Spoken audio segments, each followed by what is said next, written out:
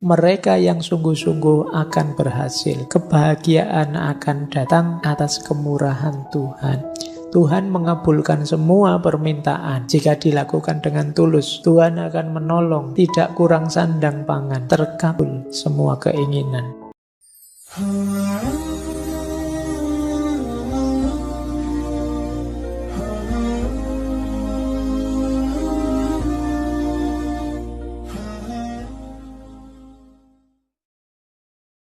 Assalamualaikum warahmatullahi wabarakatuh. Bismillah, mari kita lanjut lagi, belajar lagi. Nah, ketika yang mulia turun ke bawah, yang rendah naik ke atas, situasinya seperti apa? Dijelaskan di bagian sinom. Segala keinginan tidak ada yang terwujud. Kita ingin ini, tidak terwujud. Ingin itu, tidak terwujud.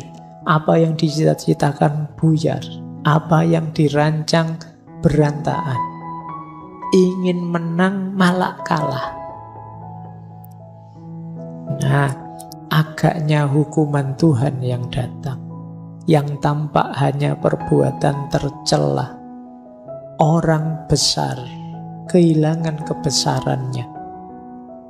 Lebih baik tercemar nama daripada mati. Jadi orang besar kehilangan kebesarannya. Kenapa? Mereka hanya mengejar yang duniawi. Bahkan namanya tercemar juga tidak masalah.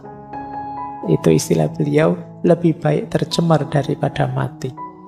Sementara yang orang kecil tidak mau mengerti keadaannya.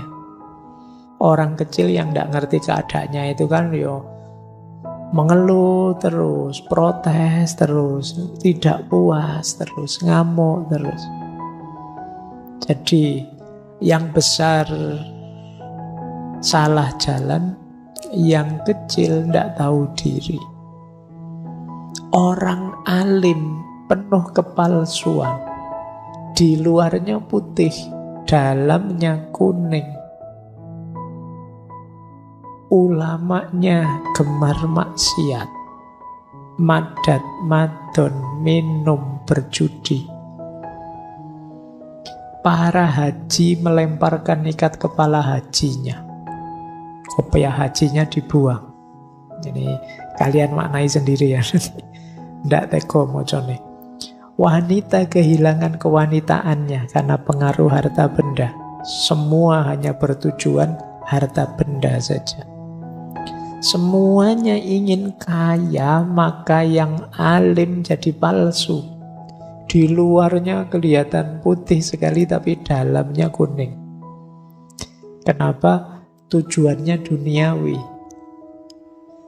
Ada ulama yang gemar maksiat. Ini sindiran beliau. Orang-orang yang sudah haji malah melemparkan kopiah hajinya. Tidak peduli dengan status hajinya. Yang wanita mengejar harta saja sehingga mudah dipengaruhi. Para pedagang dan saudagar tidak dihormati. Yang dihormati hanyalah harta bendanya saja. Itu mungkin kita sering ngeritik-ngeritik, maki-maki pengusaha ini, pengusaha itu, tapi kalau disangoni ya gelem. Nah, itu yang dihormati hanya hartanya saja. Jadi bukan orangnya. Seluruh dunia berorientasi benda. Kesengsaraan menjadi-jadi. Nah, ini pakai sengkolan lagi ya. Nirsat estining urip. Nirsat estining urip itu ya 10681 1860 tahun Jawa. Tahun Jawa berarti sekitar tahun 1930 Masehi. Ini ganas-ganasnya Belanda. Juga orang-orang kita mungkin yang kerjasama dengan Belanda. Penghabisan penderitaan bila semua sudah mulai bertobat sepenuhnya kepada kekuasaan Tuhan, sepenuh jiwa. Jadi lagi-lagi solusinya tetap kembali, ayo kita sadar untuk kembali pada Tuhan. Nah, ini 3 yang terakhir dari serat Joko Lodang. Mendengar semua itu Mbok Perawan. Ini menarik ya. Ada Joko Lodang, ada Mbok Perawan. Bukan Mbok Rondo loh ya.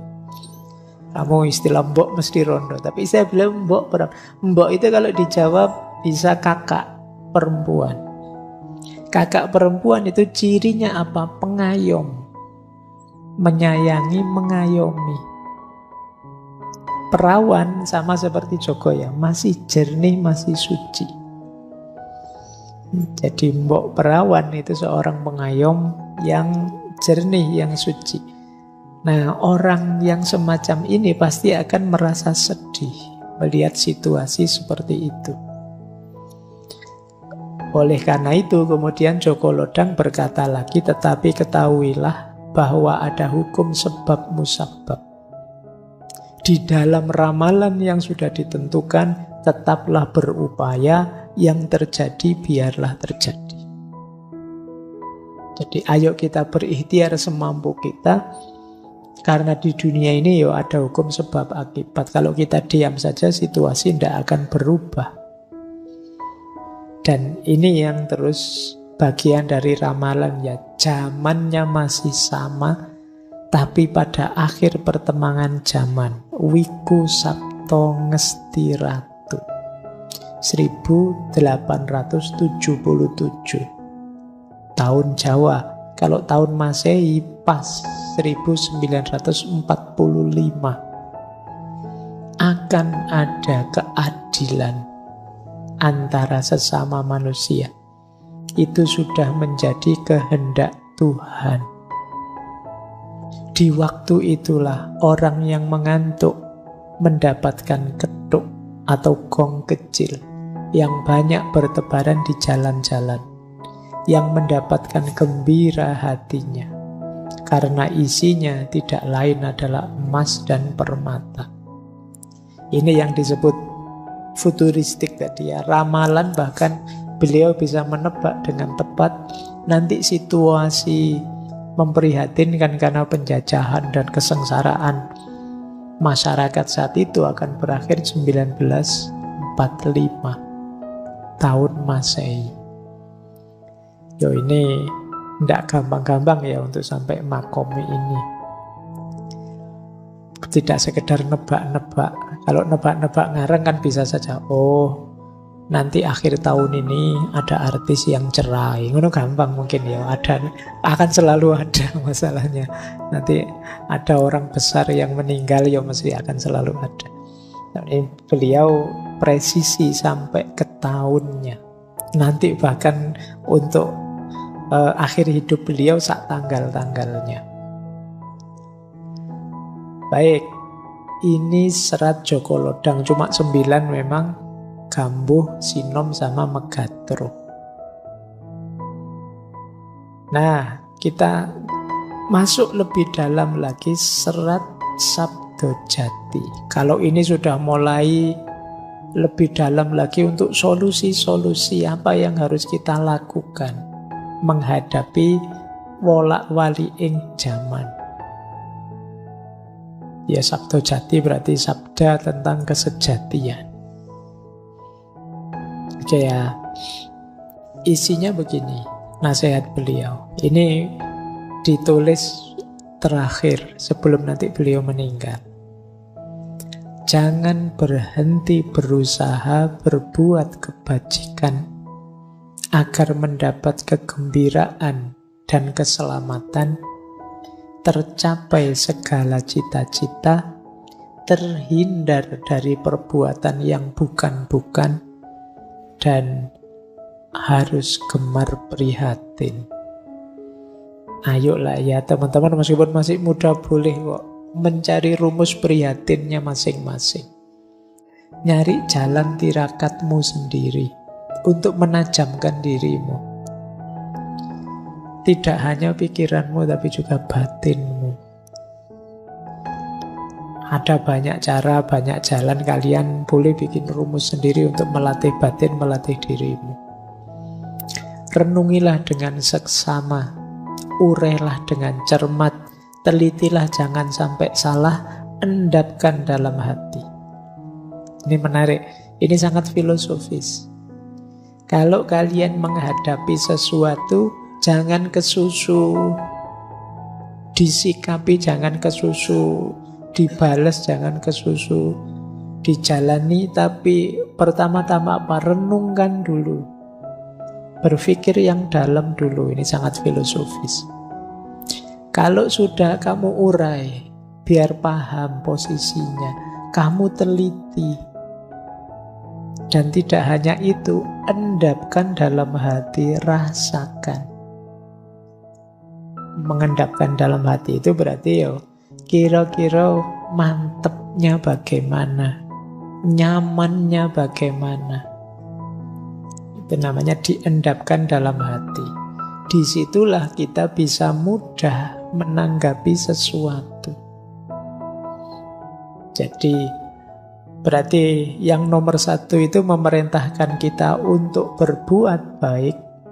Yang nomor dua memerintahkan kita untuk berpikir jernih. Kita lihat bait ketiga. Senantiasa mendambakan anugerah kebaikan, mengendapkan pikiran hingga jernih, mengheningkan hati hingga kosong, meski sebenarnya berisi. Isinya adalah cipta yang sejati. Kalau ini secara umum nuntun kita untuk mengarahkan gerak hati. Ya, kalau bahasa lainnya, niatnya harus lurus.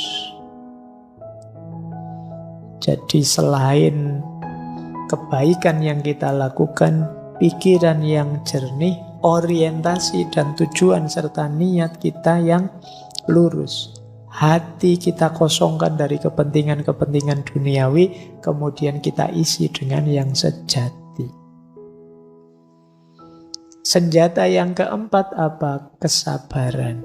Jalankan semua itu dengan penuh kesabaran. Sebab jika bergeser akan mengkhawatirkan. Jika kesurupan setan gundul yang menggoda membawa kendi berisi uang banyak. Nah, yang bisa membuat kita kesurupan apa? Setan gundul. Setan gundul itu biasanya membawa kantong isinya uang.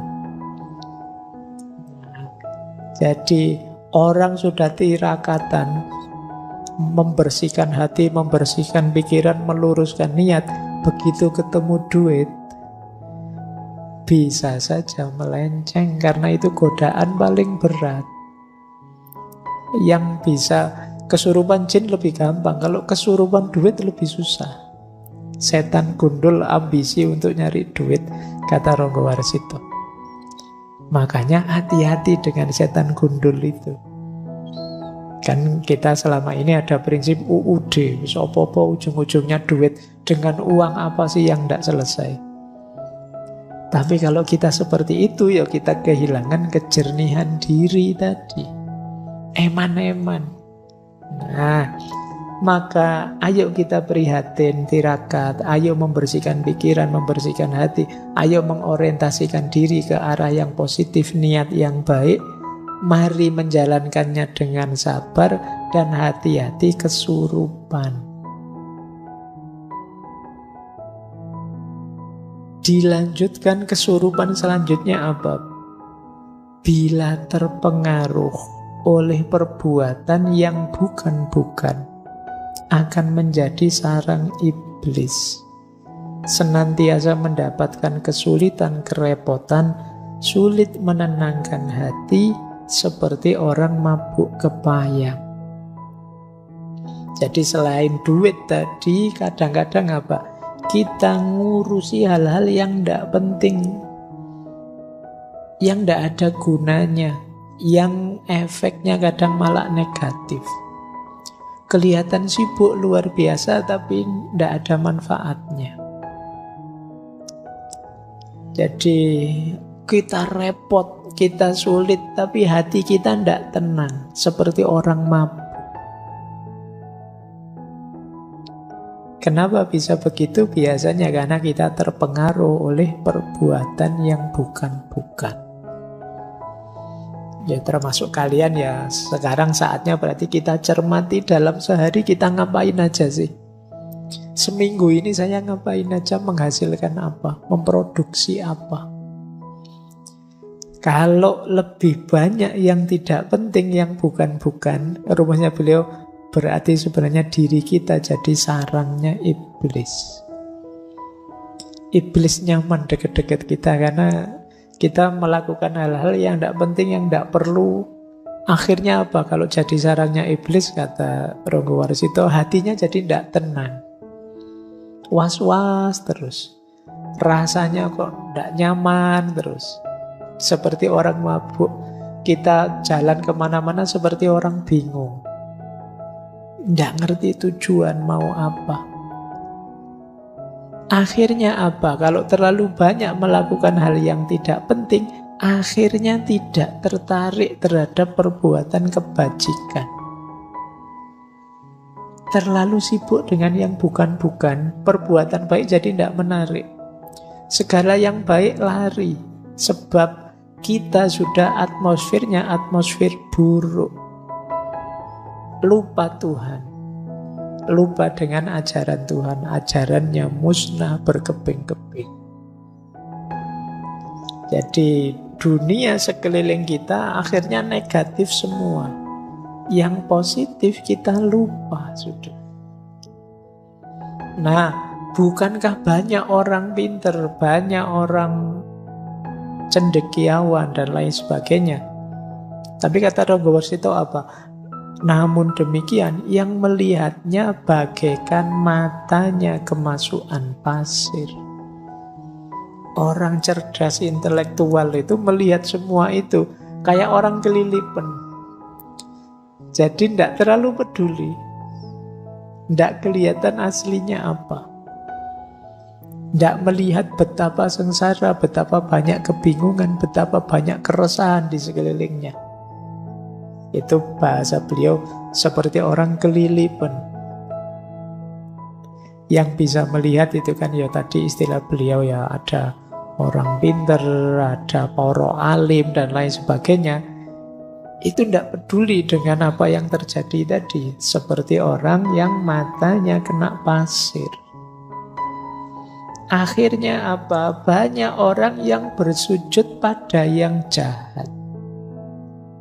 Orang jahat, orang buruk ditunduki sedemikian rupa, dianggap utusannya Tuhan. Nah, ini mulai sekarang kalau bahasa kita mempertuhankan yang bukan Tuhan. Bahkan orang jahat kita anggap utusannya Tuhan. Itu ketika kita tidak bisa tadi, tidak bisa tirakat, tidak bisa membersihkan hati, tidak bisa sabar dan lain sebagainya. Nah, coba kita cek diri kita. Kata beliau selanjutnya begini, tapi bagi orang yang bijaksana, biasanya cirinya apa? Galau hatinya. Jadi, kenapa hatinya galau? Jika tidak ditiru, tidak ikut orang lain, dia disalahkan. Dan hidupnya jadi tanpa makna, tapi kalau ditiru, hidup jadi hina.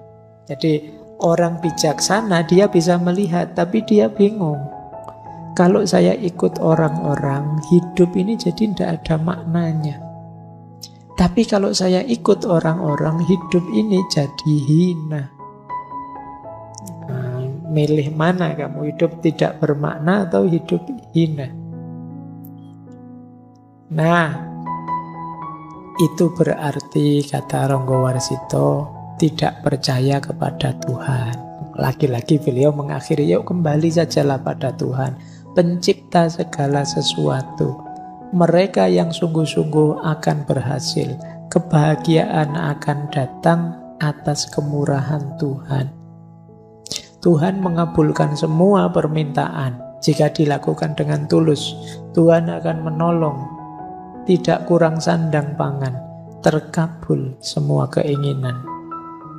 Ini beliau menarik. Di belakang terus beliau bilang, bla bla bla bla, beliau bilang, sang pujangga sambil menasehati, membuka rahasia ilahi yang banyak tersembunyi, sehingga dapat diketahui.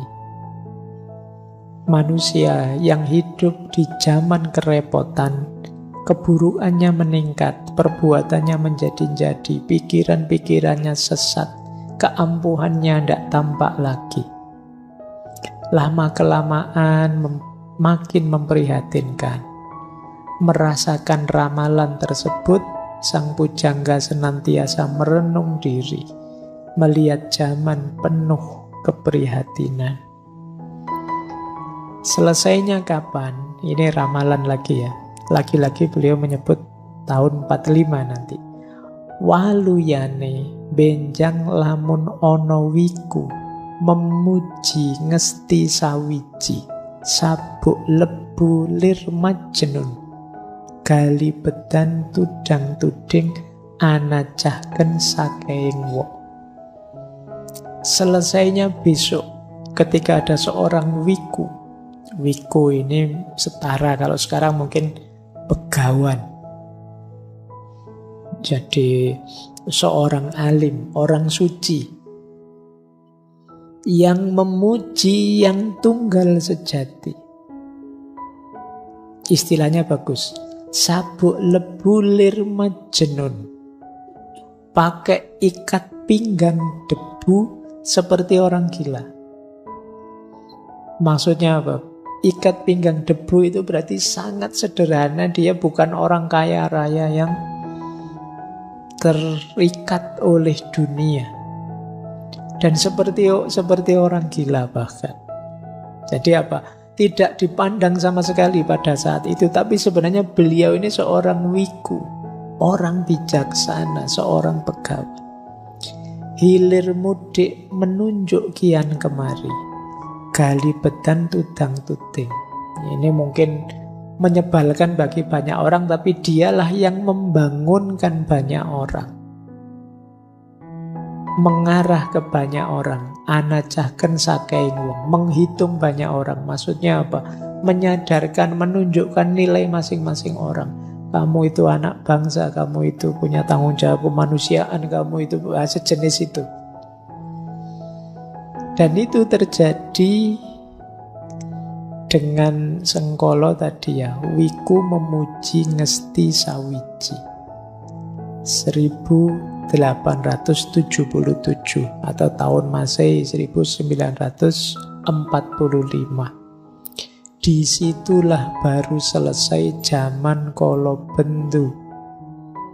Kolo Subo kang gumanti diganti dengan zaman Kolo Subo. Wong cilik bisa gumuyu, rakyat kecil bisa tertawa.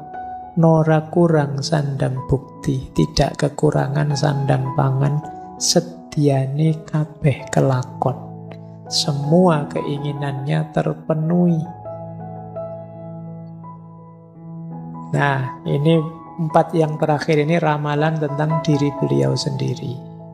Penglihatan sang pujangga belum tuntas, seperti benang yang terus diulur. Namun karena umur, sudah saatnya mencapai kesejatian, pulang ke tempat yang sejati. Jadi beliau ini visinya, penglihatannya masih panjang, seperti benang yang diulur. Ingin cerita banyak, tapi terbatas oleh umur. Yang terlihat hanya kurang 8 hari lagi. Waktu kematian akan tiba. Terlihat di Lauhil Mahfud kembali menghadap Tuhannya, tepatnya pada hari Rebu Pon. Tanggal 5 kira-kira waktu zuhur, bulan Selo tahun Jimakir. Wuku tolu windu sengoro. Itu kalau dimasehikan tanggal 24 Desember 1873 pas. Itulah saat yang ditentukan. Jadi ini beliau membaca kapan aku meninggal bisa pas sak jam-jamnya. kira-kira waktu zuhur Rebu Pon. Nah, yang terakhir beliau, karya ini ditulis hari Rebu 28 Syawal tahun Jimakir dengan hitungan condro Sembah Mukso Pujonggoji. Nah, ya sama, 1802 atau kalau Masehi 1873. Jadi ini tidak lama setelah nulis serat ini beliau meninggal. Masih di tahun 1873. Nah, ini yang tadi kita sebut ya, sebuah filsafat sejarah yang spekulatif tapi futuristik, juga agak mistik. Yang ini, keahlian seperti ini ya mulai jarang hari ini. Baik, ini salah satu perspektif yang berbeda untuk kita memahami sejarah. Terakhir, ini ada serat, tapi saya tidak menyampaikan bait per bait, kunci-kunci saja ya, mungkin pada saatnya teman-teman perlu bahan untuk merenung. Saya ambil dari serat Pamoring Gusti, Pamoring Kawula Gusti. Jadi pamor itu semacam cahaya, semacam guratan yang muncul biasanya ada di keris itu ya. Nah, ini salah satu jalan ya menghadapi zaman edan. Tadi kita akan diminta untuk mendekat pada Allah. Apa sih yang harus dilakukan? Topo. Menurut Ronggo Warsito ada beberapa jenis topo.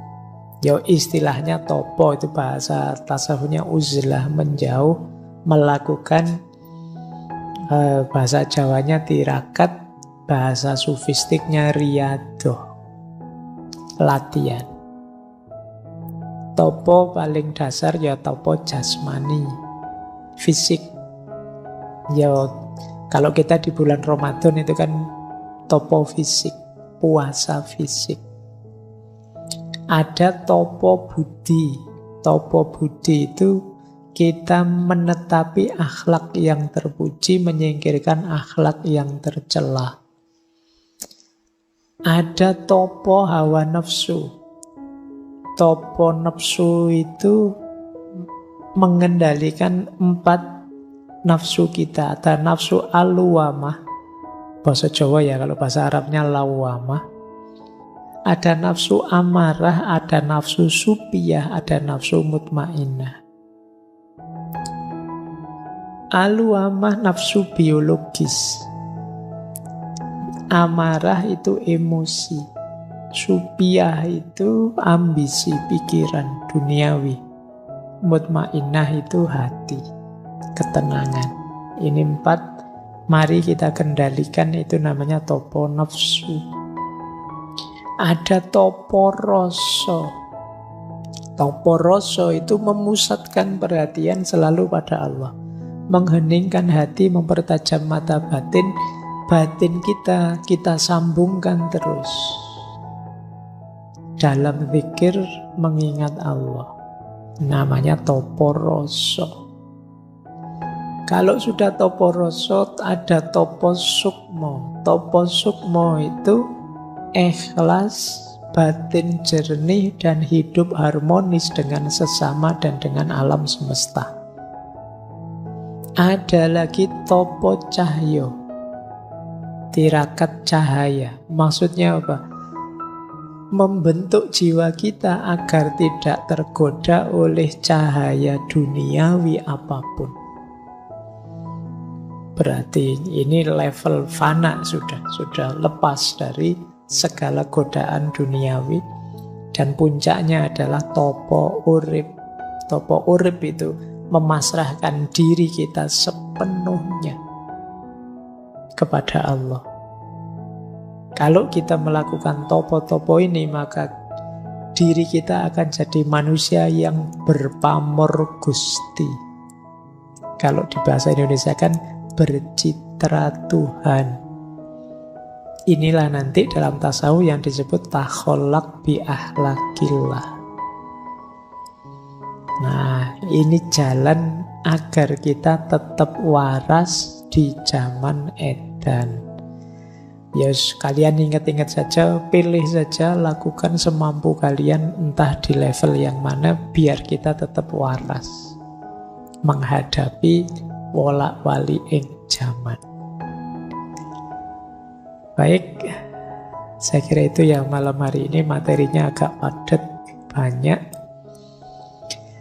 Ya, semoga rekamannya bagus. Kalau kalian tidak paham bisa mengulang-ulang. Saya kira itu untuk malam hari ini. Insya Allah bulan depan kita lanjutkan di tema yang berbeda. Setelah jungkir balik zaman di bulan ini, nanti kita tema baru bulan depan. Saya akhiri sekian, kurang lebihnya mohon maaf. Wallahul muwafiq, wallahu a'lamu bissawab. Wassalamualaikum warahmatullahi wabarakatuh.